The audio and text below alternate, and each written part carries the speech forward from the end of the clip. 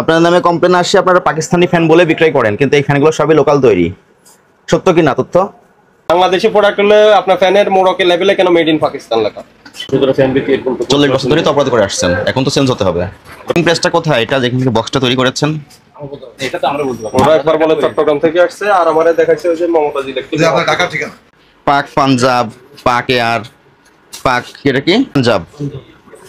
আপনি দোকানদার? আপনি মালিক, ম্যানেজার,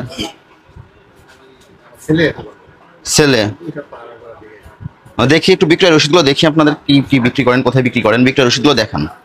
বিক্রয় রসিদগুলো একটু দেখান। না লেট করবো না, আমরা ভোক্তা অধিদপ্তর থেকে আসছি। আপনার নামে কমপ্লেন আসছে, আপনারা পাকিস্তানি ফ্যান বলে বিক্রয় করেন, কিন্তু এই ফ্যানগুলো সবই লোকাল তৈরি। সত্য কি না তথ্য? না, আমরা এগুলা বেশি না, লোকাল ফোন বেশি না। লোকাল ফ্যান বিক্রি করেন না, সব পাকিস্তানি ফ্যান বিক্রি করেন। ঠিক আছে, ভেরি গুড। লেখা থাকলে তো হবে না, ডকুমেন্টস দেখাতে হবে। লিখতে তো সময় লাগে না, একটা প্রিন্টিং প্রেসে দিলে তো লিখে দেয়।